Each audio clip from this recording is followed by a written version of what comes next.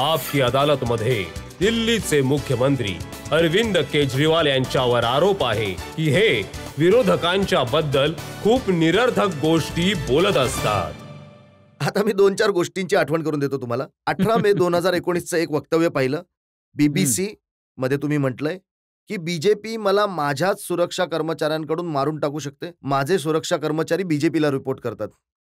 म्हणण्याचा अर्थ असा होता की इतके सगळे जे इन्सिडेंट झाले होते, जेव्हा माझ्यावर अटॅक केले गेले, तुम्ही तर इतके सिनियर पत्रकार आहात, कधी तुमच्या नजरेस आलं की कोणत्या मुख्यमंत्र्यावरती वारंवार इतके अटॅक झाले आहेत? असं का होत आहे? माझ्या म्हणण्याचा अर्थ असा होता की कारण की जे माझे पण सिक्युरिटी आहे, जे सगळे पोलीस आहे, ते सेंट्रल गव्हर्नमेंटला रिपोर्ट करत असतात. त्यावर आमचा काही कंट्रोल नाहीये. तर जे काही अटॅक झाले त्याची काही पडताळणी होत नसते, त्याचा काही परिणाम नाही निघत. असं कसं होऊ शकतं की एखाद्या मुख्यमंत्र्यावरती रिपीटेडली सरकारी फंक्शनच्या दरम्यान एक सरकारी फंक्शन होतं, त्यामध्ये स्टेजवर येऊन कोणीही इंट टाकून निघून गेला, असं कसं होऊ शकतं? आणि तिथे वरती सगळे ऑफिसर्स बसलेले आहेत, मोठे-मोठे डिग्निटीज बसले आहेत, असं कसं होऊ नाही, शकतं? तर मी मान्य करतो की लोकशाहीमध्ये असं नाही झालं पाहिजे. एका निवडून दिलेल्या प्रतिनिधीबद्दल अशा प्रकारच्या गोष्टी झाल्या. पण आता तर तुमच्याजवळ सिक्युरिटी आहे खूप, त्यामध्ये नाही, ती सगळी सिक्युरिटी त्यांना रिपोर्ट करत असते, माझं हे म्हणणं आहे. तर त्यांना याच्याबद्दल भलेही त्यांना रिपोर्ट करा किंवा मला रिपोर्ट करा, त्यांची जबाबदारी आहे की दिल्लीच्या सिक्युरिटी, दिल्लीच्या मुख्यमंत्र्यांची सिक्युरिटी, मंत्र्यांची सिक्युरिटी त्यांना इन्शुअर करावं लागेल ना. आणखी एक वक्तव्य तुम्हाला आठवण करून देतो. हे 14 जानेवारी 2019ला तुम्ही आपल्या पक्षाच्या कार्यकर्त्यांना म्हणत होतात, मोदी हिटलर आहेत. हे जर पुन्हा पॉवरमध्ये आले तर निवडणूक नाही ठेवणार. हे कॉन्स्टिट्यूशन बदलून टाकतील. पण निवडणूक तर ठेवली आहे, तुम्ही लढत आहात निवडणूक. जसं मी म्हटलं की निवडणुकीच्या दरम्यान जे पण ते देखील आरोप प्रत्यारोप करत असतात, आम्ही पण आरोप प्रत्यारोप करत असतो. 18 मार्च 2016. आता ही तर निवडणुकीची संधी नव्हती. चीफ जस्टिस ऑफ इंडिया होते, सगळे जजेस होते. तुम्ही म्हटलंय मी जजेसना आपसात चर्चा करताना ऐकलंय की त्यांचे फोन टॅप केले जातात. खूप बोलत असतात. तुम्हाला पण सांगत असेल, तुम्ही स्माइल करत आहात. मला तर कोणी नाही सांगत. कित्येक जजेस बोलत असतात, लोकांचे फोन टॅप केले तर जात तुम्ही असतात. म्हणताय सरकार हेरगिरी करत आहे. हं. मग तुमची सुद्धा करत असतील. नक्कीच करत असतील. आधी काँग्रेस करून घ्यायची, आता बीजेपी करून घेते. तर मग तुम्ही सरकारमध्ये आहात, तुम्ही सुद्धा कोणाची हेरगिरी करून घेता? माझ्याजवळ नाहीच आहे ना.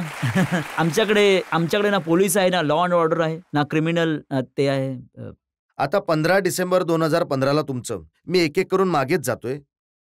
जेव्हा मोदी माझा सामना राजकारणामध्ये नाही करू शकले, तर भ्याडपणावर उतरले, सीबीआय पाठवून दिली. मोदी सायकोपॅथ आहेत. मागच्या 5 वर्षांमध्ये ज्या प्रकारे आम्हा लोकांचा छळ केला गेला आहे, माझ्या ऑफिसवर सीबीआयची रेड पडली. माझ्या घरावर दिल्ली पोलिसांची रेड पडली. माझ्या बेडरूममध्ये दिल्ली पोलीस येऊन सगळं काही शोधून गेले. तुम्ही विचार करू शकता की सिटिंग चीफ मिनिस्टरच्या घरी त्याच राज्यातले पोलीस आणि काय आरोप होते? काही आरोप नव्हते. सिटिंग चीफ मिनिस्टरच्या बेडरूममध्ये पूर्णपणे तपासून गेले. तर त्याचा उद्देश काय होता? त्यांचा उद्देश होता की यार एखादी फाईल मिळावी, काहीतरी कागद वगैरे मिळावे, बेडरूममध्ये ठेवतात लोकं. मी कोणतेच कागद वगैरे ठेवत नाही. काही नाही मिळालं त्यांना, मी त्यांच्या नियंत्रणात नाही पण आलो आता आतापर्यंत. असं नेमकं काय झालंय? म्हणजे तुम्ही काही म्हणत नाही आहात, तेही काही म्हणत नाही, नाहीये. असं नाहीये. जेव्हा एखादा इश्यू उचलला गेला, तेव्हा मी चर्चा केली. असं इश्यू व्यतिरिक्त अशा प्रकारची चर्चा नाही, नाही मी थोडा केलेली. डेटा अॅनलाइज केलाय. 2016 मध्ये तुम्ही तुमच्या ट्वीट्समध्ये 124 वेळा नरेंद्र मोदींचा उल्लेख केला. उल्लेख केला म्हणजे टीका केली त्यांच्यावर. 2017 मध्ये फक्त 33 वेळा तुम्ही मोदीजींचं नाव घेतलं. 1 मार्च 2017 नंतर मार्च 2018 पर्यंत एकदाही नरेंद्र मोदींचं नाव तुमच्या ट्विटमध्ये कुठेच उल्लेख नाही. 18च्या नंतर. आता सुरुवात आहे, त्याचा अॅनलाइज मिळाला नाही अजून. हा डेटा तर तोपर्यंतच मिळू म्हणजे शकलाय. 16च्या नंतर ते कमी होत गेले हो. ना. याचं तर मग याचं गुपित काय आहे? नाही, याचं काही गुपित नाहीये. याचं काही गुपित का मग ते नाहीये. गुपित असं आहे की सांगायचं नाही, नाही? असं काही नाहीये. माझा उद्देश केवळ आणि केवळ दिल्लीच्या लोकांचं काम करणं आहे. जसं मी एक उदाहरण देतो. जेव्हा एखादं काम अडकलेलं असायचं, त्यानंतर आम्हाला त्याची चर्चा करावी लागायची केंद्र सरकारशी, एलजी साहेबांशी. जसं आधी सगळ्या फाईल्स आमच्या एलजी साहेबांकडे जात असायच्या, तर सीसीटीव्ही कॅमेराची फाईल एलजी साहेबांजवळ होती. 2-2.5 वर्षांपासून पेंडिंग पडली होती. जेव्हा आम्ही जात असायचो, आम्ही म्हणायचो, "सर करून टाका." ते म्हणत राहायचे, "हां, पुढच्या आठवड्यात नक्की करतो." पण ते करतच नव्हते. मग एक दिवस मी आणि मनीष गेलो आणि म्हटलं, की "सर करून टाका." ते म्हणे, "पुढच्या आठवड्यात करून टाकतो." आम्ही म्हटलं, की "नाही, आम्ही इथेच बसलोय, आम्ही करूनच जाणार आज. तुम्ही 1 आठवडा घ्या, 2 आठवडे घ्या, आम्हाला काही काळजी नाहीये." 10 दिवस आम्ही आंदोलन केलं होतं, तुम्हाला आठवत असेल ना?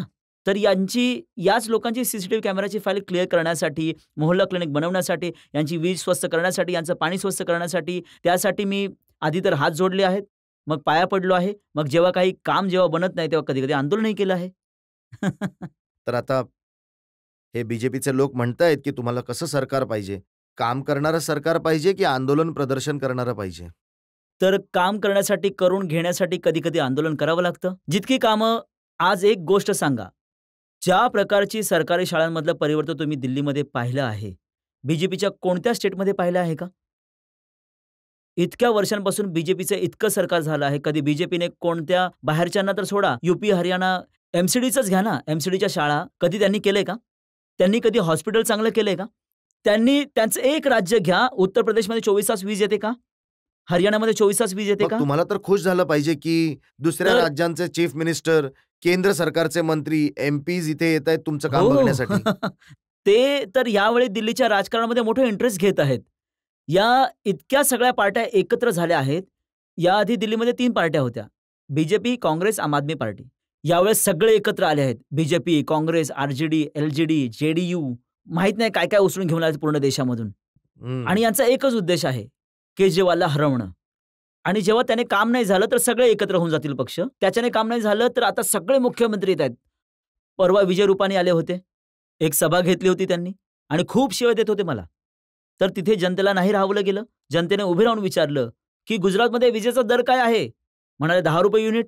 मग म्हणाले आमच्या केजरीवालने तर फ्री करून ठेवलं इथे. तर म्हणाले, की आधी तुम्ही गुजरातमध्ये जाऊन तुमची वीज सांभाळा, मग आम्हाला भाषण द्या. काल खट्टर साहेब आले होते. खट्टर साहेब म्हणाले, तिथे तर ते मला शिव्या देत होते. तर तिथे जनतेने विचारलं, खट्टर साहेब तुमच्या इथे वीज किती तास असते? तर ते म्हणाले 10 तास दिवसांमध्ये. तर म्हणाले केजरीवाल 24 तास वीज करून ठेवली इथे. तर तुम्ही तुमच्या राज्यामध्ये जा, आधी तुमची वीज ठीक करा ना, मग इथे या. हे सगळे येत आहे, ह्यांचा केवळ एकच उद्देश आहे. मी म्हणत आहे, मी शाळा व्यवस्थित करेन, हे म्हणत आहे केजरीवालला हटवा. नाही. मी म्हणत आहे हॉस्पिटल व्यवस्थित करीन, हे म्हणत आहे केजरीवालला हटवा. यांचा एकच उद्देश आहे, मला हरवणं. दिल्लीचा विकास तुम्ही थांबवणं. म्हणाला शाळा व्यवस्थित करणार, हॉस्पिटल व्यवस्थित करणार. ते म्हणतात केजरीवालला व्यवस्थित करणार. केजरीवालला हे व्यवस्थित करू शकतात. यांच्या हातामध्ये ती ताकद आहे. पण तुम्ही म्हणत आहात की सगळे पक्ष एकत्र झाले आहेत, काँग्रेस, जेडीयू, बीजेपी.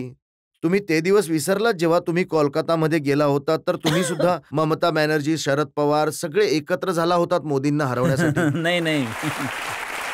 तर जनतेने आम्हाला हरवलं. जनता मालक आहे. लोकशाहीमध्ये जनता मालक आहे. जनतेने आम्हाला हरवलं त्यावेळेस.